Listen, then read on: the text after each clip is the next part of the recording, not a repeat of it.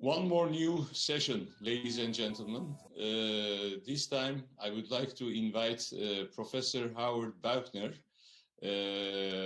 Professor Howard Buchner was appointed as the 16th editor-in-chief of JAMA and the JAMA network in 2011.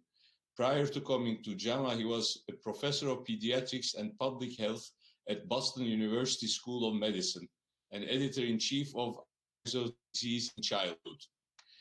He is a member of the National Academy of Medicine and an honorary fellow of the Royal College of Pediatrics and Child Health. Since his arrival at JAMA, Howard has focused on publishing important and novel research articles, and JAMA now reaches over 1.5 million physicians each week worldwide, and views increased from 10 million in 2011 to 34 million in 2019. Howard, please, the floor is yours. Thank you, Joseph. And I want to thank ESICM for the privilege of speaking today. I'm hoping my slides will advance. Let's see. Is there a problem with the connection, or are my slides on? Great, I can't see them. Okay. So I really represent quite a group of journals, both JAMA and the JAMA Network journals, but I also want to speak to the issue of all journals. Firstly, all journals have been committed to making their content free. I think that's really important, and that's been true through virtually every epidemic that's occurred over the last few years. The second is we're processing manuscripts in a matter of days. It does depend on the manuscript. So, for example, the article that we published yesterday, Treatment of 5 Critically Ill Patients with COVID-19 with Convalescent Plasma, because of the importance of that article, it took us a greater amount of time to make sure that we got it right. So we were comfortable holding up that manuscript for 3 or 4 days rather than 2 or 3 days to ensure that the content was valid. Many of the manuscripts early on in the pandemic have been translated into China. We have a dedicated landing site, as do most of the major publications. We provide links to WHO for all of our content, which is free.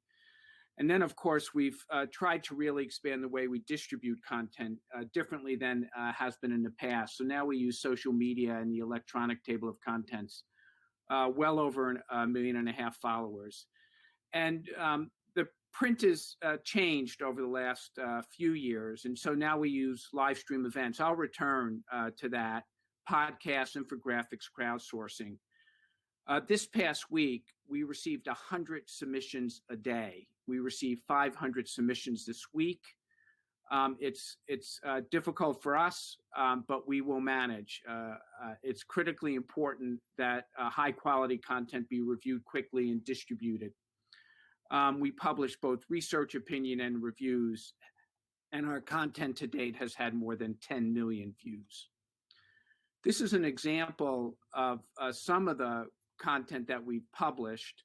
Obviously, the one on the upper left, Characteristics and Important Lessons from the Coronavirus Disease 2019, the report from the Chinese Center for Disease Control and Prevention, has had over 1.2 million views.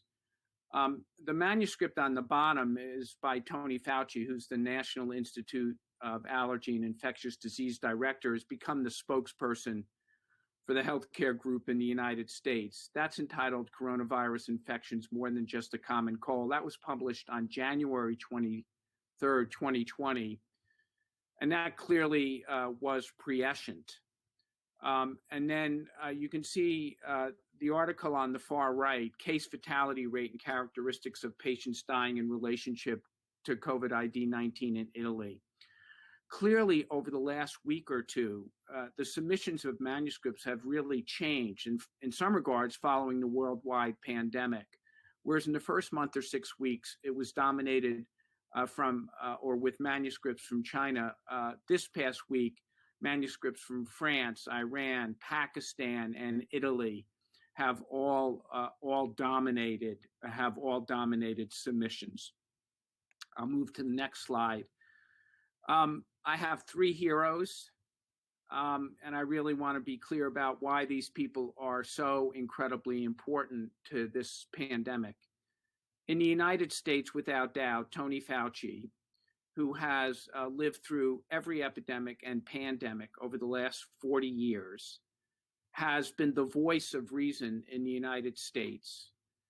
It has been difficult in the United States, in part because much of the leadership understands the reality and facts very differently than other people. And I think Dr. Fauci single-handedly has tried to insist that evidence and data make a huge difference in the future of how the United States and other countries around the world will deal with this pandemic. It's hard for me to understand why Mauricio's live stream event that we did with him almost 2 weeks ago, I believe, catapulted the world to understand what was coming. I think there was an appreciation from China about the potential catastrophe that the world faced. But I think Mauricio single-handedly, in the 35-minute live stream event that we had, crystallized to the world what the struggles were going to be. I just can't emphasize that enough. He spearheaded just an enormous amount of change, both in the United States and around the world. That live stream event has been viewed by more than 1 million people around the world on Facebook and YouTube. And I think it also emphasizes the way in which the world has changed. And then all of you, healthcare workers around the world, physicians and nurses, are clearly my heroes. And very quickly, I just want to go through some of the public health and scientific observations that have come across my desk and what I've read that we've published, have not published, or has been published in other journals. I think the world will look back and there will be no questions that China's quarantine worked. I think when it initially debuted, there was a great deal of concern about whether, one, it would work, and then secondly, what did it mean to the population in China? But I think the sparing of the major metropolitan population areas in China have clearly signaled that it has worked. Taiwan, Hong Kong, Singapore, and Korea have had tremendous success, but I'm not sure they're representative for the rest of the world. They are 3 very small populations with very sophisticated health information technology. But a great deal of credit needs to go to Taiwan, Hong Kong, Singapore, and Korea. China gave the world 3 or 4 weeks, and most countries, including the United States, squandered that time. And I hope we learn from this pandemic and that never happens again. Without doubt, the time squandered in the US and the inability to mount rapid testing, I mean in terms of hours and not days, has led to organization and logistical nightmares in the United States and I believe around the world. And it has also led to additional appropriate but misuse of PPE, in part because hospital systems in the United States, and I expect elsewhere, simply do not know how to triage patients. Without doubt, the single most important immediate healthcare event is that healthcare workers must be protected. Most places have sorted out ways to increase ICU beds and obtain more ventilators if necessary. But without healthcare workers, increasing the bed count will be unimportant. The US is managing. Unequivocally, New York has become overwhelmed, but the other cities in the United States are managing quite well, in part because the number of cases that have led to ICU admissions has been reasonable. And so places like Boston or Seattle are doing well. You'll hear from Derek. Places like Pittsburgh simply don't have much disease. And then some of my scientific observations. There's a great deal of tension over unapproved therapies in the intensive care units. People have written about that in our journal. I understand why it's occurring. Derek will have a piece that comes out on Tuesday and Wednesday and tries to frame why There's tension between the academic research community and clinicians who are trying to save lives. The ACE-ARB question remains unsettled. There's different elements of that question. First, do people on ACE and ARBs, are they more likely to have disease? And then if they acquire disease or become infected, does it influence the course of their disease? It's still unclear why children seem to be, although they may be vectors, they do not seem to be substantially impacted. Route of spread is clearly respiratory, but whether or not the virus lives on inanimate objects and can be transmitted that way is unclear. We just published the first reports of vertical transmission. We were very careful in the choice of words that were used. Again, I already mentioned the passive protection, time-honored, 100+ years. At least a small case series that we published seems to suggest that it has worked on numerous clinical outcomes, although with a case series of 5 and no controls, not much more can be said. It's very unclear what September will bring. Will it be more like influenza or more like other pandemics? About 20 to 30% of patients around the world generally need to be hospitalized, and about 1/3 need ICU beds. The case fatality rate remains variable. I think at best it's 0.5%. To 0.1%. Germany remains quite low, but it tends to rise over time, and it's clearly over 5% in many countries with very sophisticated healthcare systems, clearly related to the age of population, comorbidities, likely coding differences, questions about the number of ICU beds, and clearly related to preparedness. And then the last is, over the last week, JAMA has been asked to evaluate different predictive models. I am concerned about these models. They vary by factors of 100 or 1,000. Major decisions are being made based upon these models. Some of them are static and not dynamic. And I think we need to be much more careful in the decisions that we make based upon these prediction models. Some of them are very simplistic and are, I think, not representative of high quality data. I'll stop there and I'll turn it over to Derek.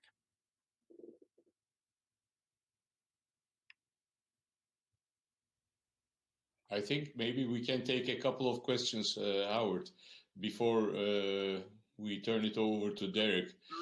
Vary by factors of 100. And one of the questions is the challenge of constantly changing information. If we look at earlier publications, actually China was reporting 5% ICU admission. Later it has become 10% in Italy. In my country, it's even higher. But and also, of course, it also depends on how many people are you testing or not. But how is a journal like JAMA, but also other journals, are coping with this sort of changing information, because you publish them after each other? Could you just elaborate on that? Sure. I think most of the journals, Joseph, have taken two tasks. So, for example, we're publishing a major report from Italy early next week. It's a large case series. For that article, it was reviewed internally. It's a case series. We knew what data should be in a case series. We went back and forth a few times with the authors, but that did not go out for external review.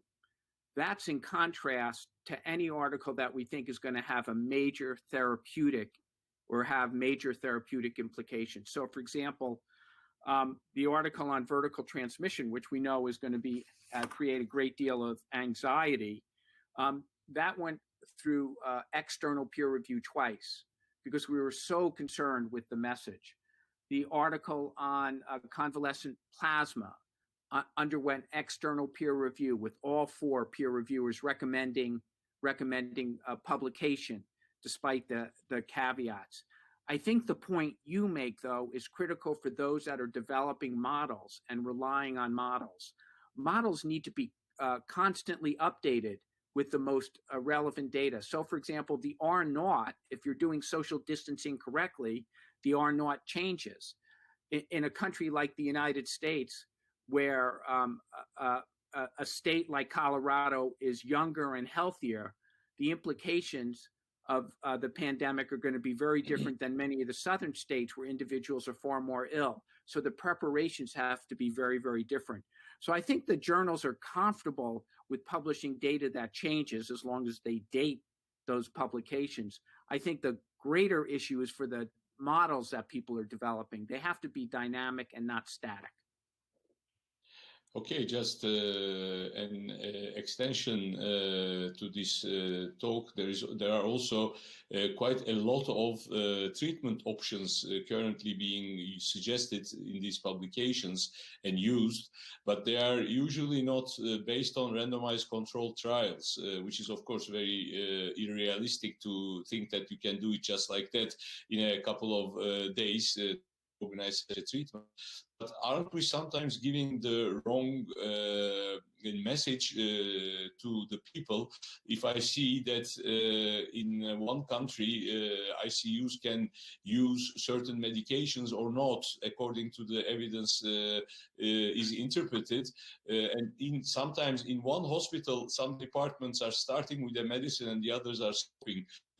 Because nothing is yet properly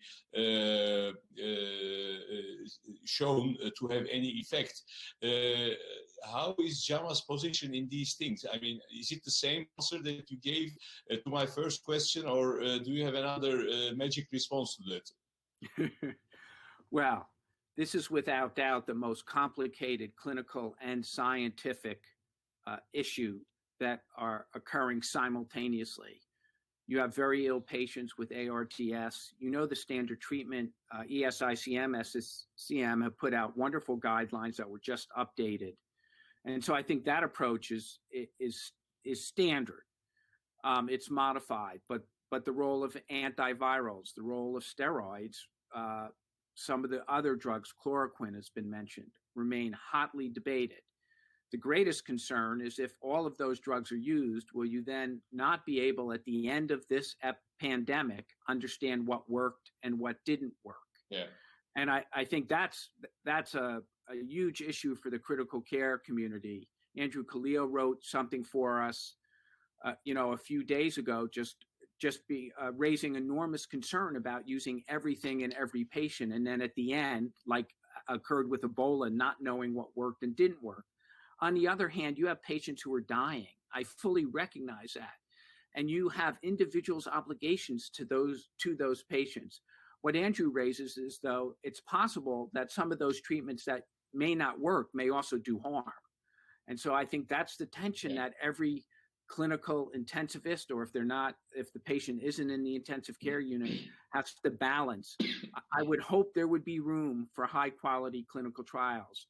There was one obviously published in NEJM that showed no difference. We're reviewing another.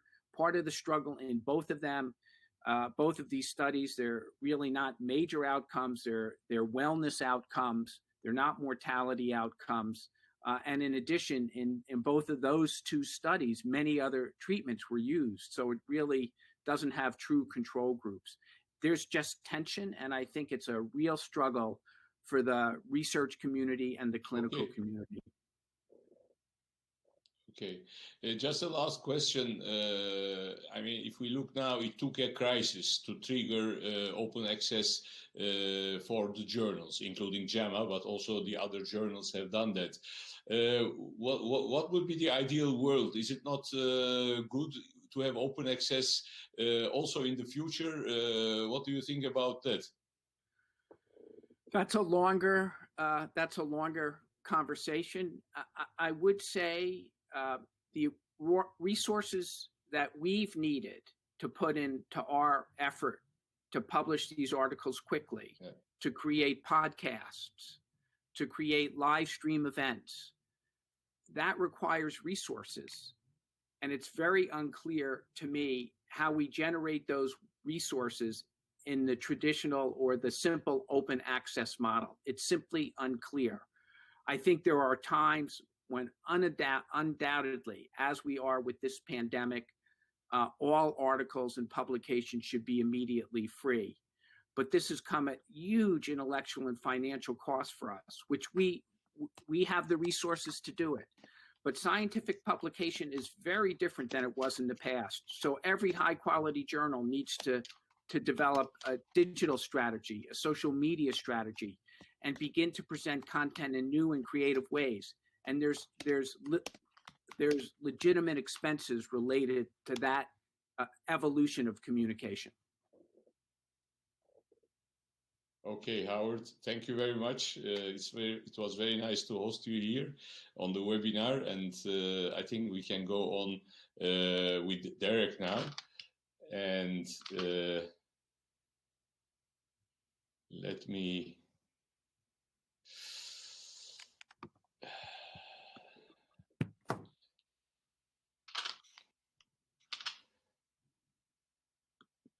I'm having... Okay. I would like now to invite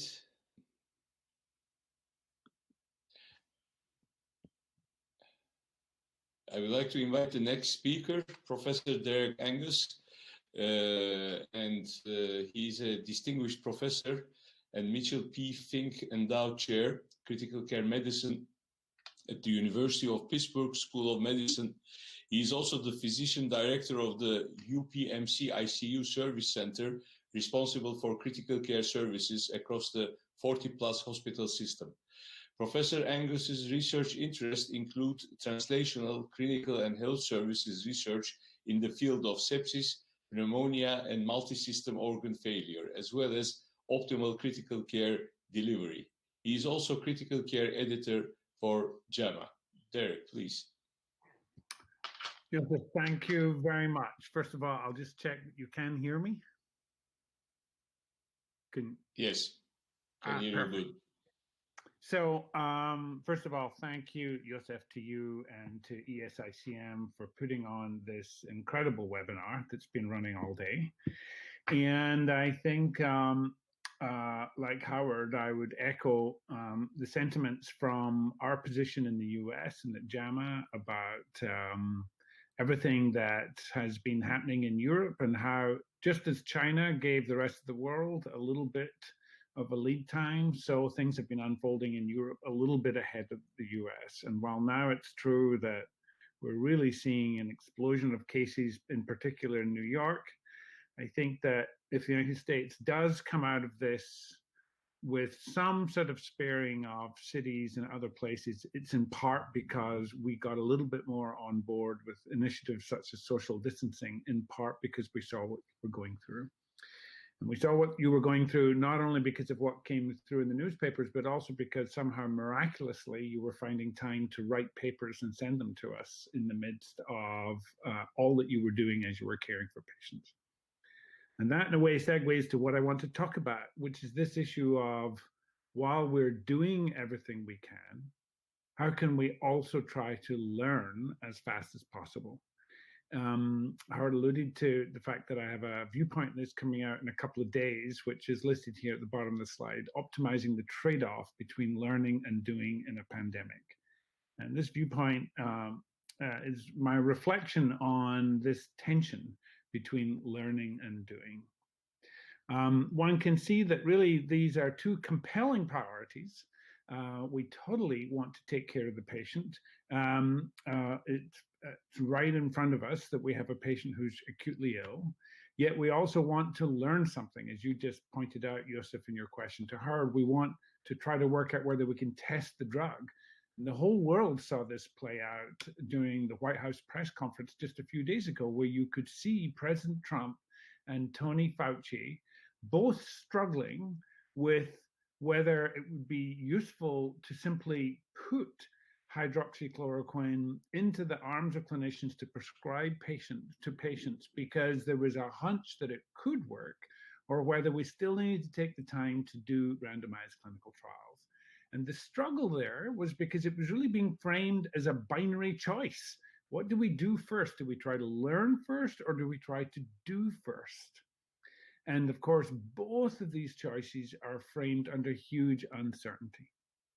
Now, the interesting thing about this is it might even feel like a familiar problem, because this is actually something that's been written about for decades, and it's actually one of nature's oldest problems. It's even the same problem that a tree root system faces when roots are searching to stay in one part of the soil and draw water from the narrow or the shallow part of the soil, or spend energy trying to grow deeper, which is costly to get to draw deeper from more moisture in deeper soil.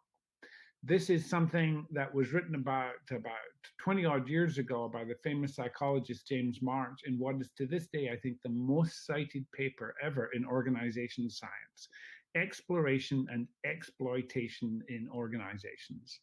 And of course, to do something is to exploit existing knowledge or beliefs. We have a hunch that giving hydroxychloroquine might work, so why don't we just try it? And the problem is, while that could be helpful in the short run, it could be ruinous in the long run because we're not learning. Alternatively, someone might say, let's learn something we need to explore, and that is risky in the short run, but essential in the long run. And of course, the issue is, in any situation where there's uncertainty, the bad news is we have to do both. We have to do both simultaneously. It is a single intertwined endeavor. And so the trick is finding the right balance or trade-off where patients get the best possible outcomes, but where knowledge about new treatments gained and are gained and disseminated as fast as possible. And if you were wondering about whether these were two separate things, in the world of artificial intelligence, for example, it's one mathematical problem. It's not two separate endeavors. It's a central tenet of reinforcement learning and Markov decision processes, multi-arm bandits, and so forth. It's one mathematical problem. But in medicine, we have divided them. In medicine, we do the doing in this enterprise called clinical practice. And in learning is passed off to a separate thing called clinical research. Now, the reasons for that divide are things like the Belmont report, and I'm not saying that they weren't smart reasons, but the consequence is that we've created entirely separate organizations. We have hospitals for the doing, we have universities for the learning. We have separate cultures, separate people, even the funding. The National Health Service funds the care of patients, but then the MRC funds the research. The procedures are different, and then the goals of the people who do those things are separate. No one is actually charged with the joint goal of optimizing the trade-off. What is the most efficient way to simultaneously do and learn? Now, of course, one could sit back and say, well, wait a minute, that's always true. And I would say it is. This has been a problem sitting in the background for medicine for decades, but it comes into sharp focus during a pandemic. So how do we learn? Well, in the toolkit of learning, the randomized trial, as you alluded to, Joseph, that's the workhorse for learning. But you can immediately see that there are three major challenges when we try to roll this out in this COVID-19 pandemic. First of all, randomization is incredibly uncomfortable. The physician at the bedside feels 100% responsible for the patient in front of them and for the outcome of that patient, and they feel the consequences are immediate. On the other hand, when they hear about a trial, while they might theoretically understand that the trial is important, they're not clear about how it would help the patient if, for example, they were randomized to placebo. They don't feel as responsible for the research, and the long-term consequences of a trial that might get published years from now feel remote and abstract. The second big problem is that RCTs are cumbersome. They're slow to start. It takes a while to write them, to get them funded, and so forth, and then they are intrusive to execute. In the midst of trying to take care of the patient, there's not time for someone to come in and do the consenting or draw the bloods or call down to the pharmacy to get a placebo and so forth. And then the third problem is, even if people were ready to randomize, and even if people were bringing trials to the bedside that were simple to do, what trials? There is no single voice from the clinical research enterprise. It is worldwide chaos. There is now a website for COVID-19 trials, and as of an hour ago, there were 351 registered trials. Which of the 351 trials should the patient be enrolled in? It is complete chaos. The pharmaceutical companies are standing on each other's heads to push their trials. The funding agencies are all trying to work out what their priorities are. It is a worldwide pandemic, but most funding agencies are funding regionally within their own region. What's the solution? Well, there's no easy solution. And I'm not saying that I know how to solve this all overnight. It would be best if we did actually have one large integrated organization that took responsibility for both pieces of the puzzle. But since we don't have that, we need the clinical research enterprise to engage in activities that leans in towards the realities of clinical care. Number one, make randomization more comfortable. Use, for example, study arms with multiple arms where only one is controlled, so a smaller proportion of patients are not getting some sort of active therapy that could help. Number two, try to use adaptations in the design so that as soon as you can learn about a poorly performing drug, you don't need to wait with people going into the bad arm for months or years. You drop the poorly performing arms as fast as possible. In that way, clinicians can feel like the answer is more immediate and more relevant to what they're trying to do with their patient. The second is make entry into clinical trials one-stop shopping. Simplify the interface between clinical practice and clinical research, such as using master protocols, standard enter criteria, essentially trying to combine these trials and study questions into one research program.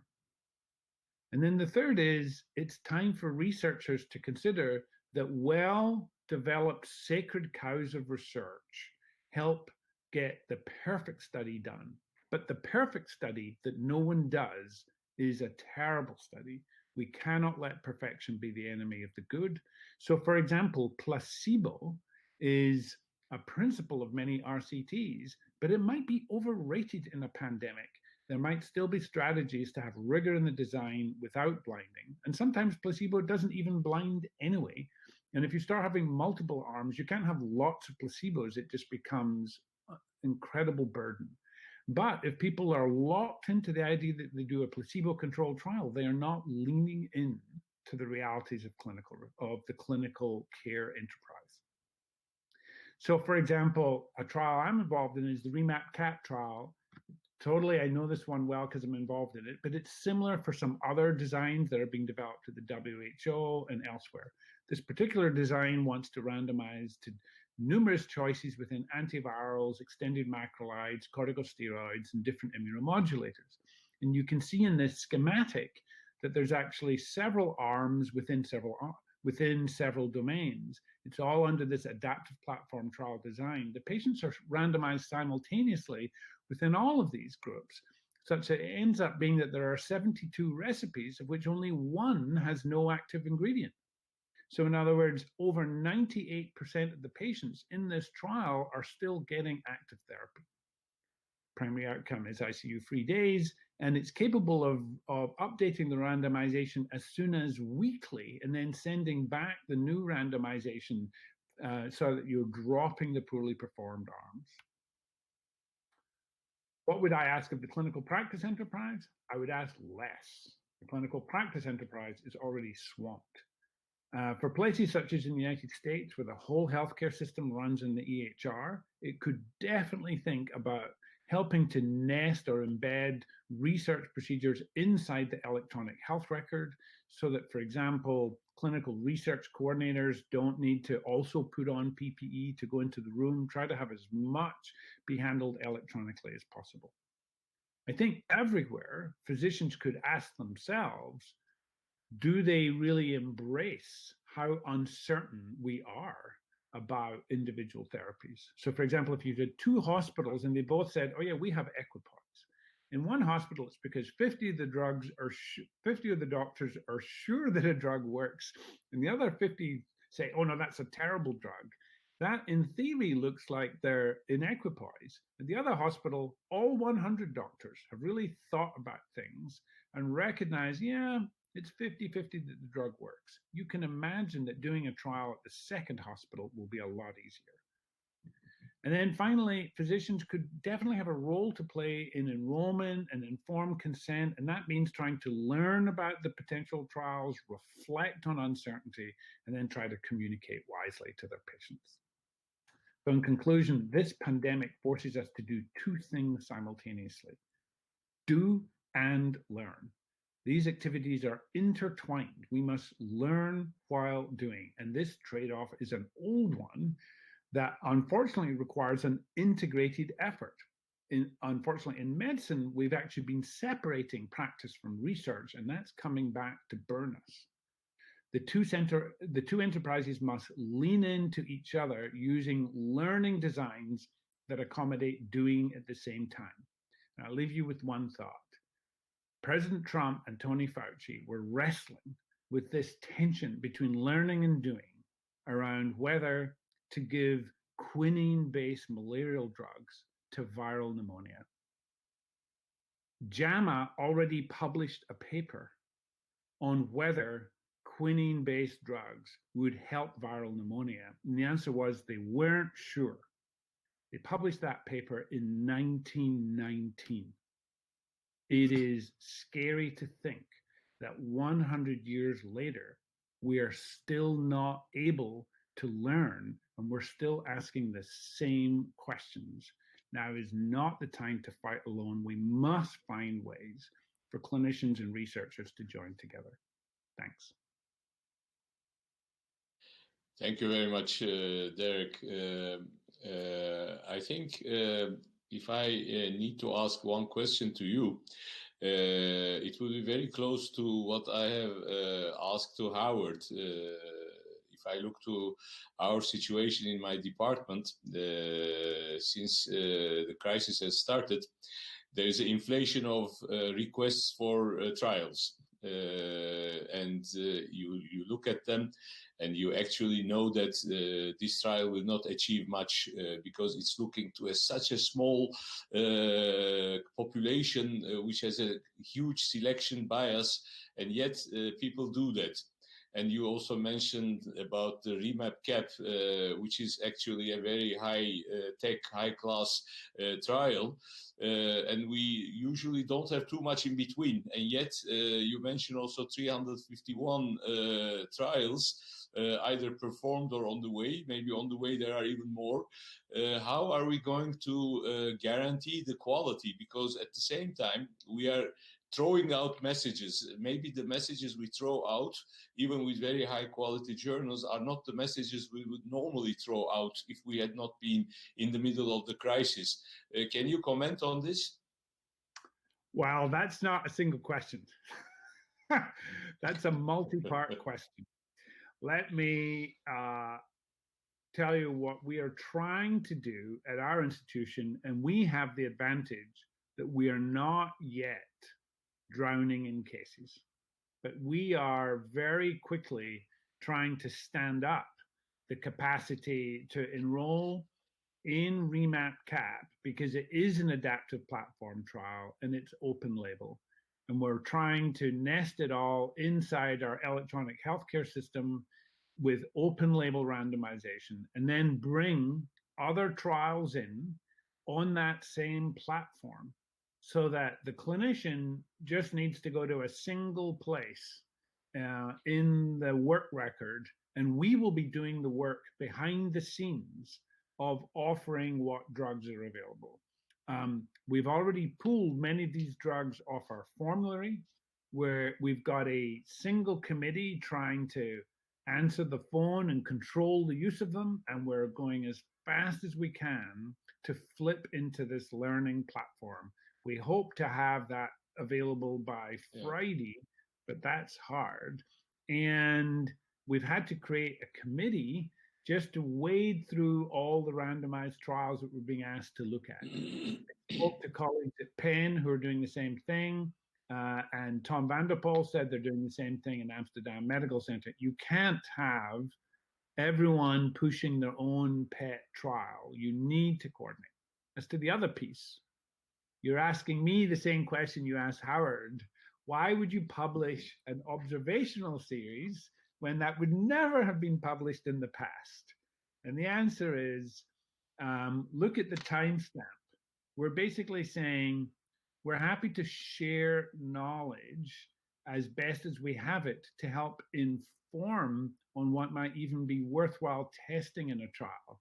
But yes, I think we would say that just because JAMA said 5 patients got convalescent serum, that does not mean that everyone should get convalescent serum.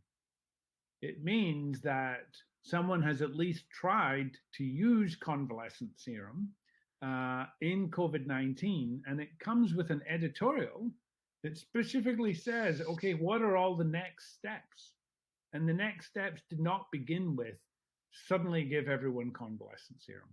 I think, I can't speak for all of JAMA and the editors, but I think we would endorse that there has to be a move towards trying to learn as fast as possible. And we don't want to abandon randomized trials at all, because randomization is still so important for causal inference. The only time it won't be important is if we get some unbelievable hallelujah drug. You drop this into drug and it's like some Lazaroid thing that converts a near dead person into perfect health. If someone finds that, then that's great. But that's so unlikely, and it's an overused phrase, but hope is not a strategy. And we can't just be hoping someone will have a miraculous antidote. Almost certainly, these drugs will be making small gains, and that will only be detectable in a randomized trial. Okay, thank you very much, Derek. Thank you for joining us. And now we will move on to the next session. Thank you. Thanks, Joseph.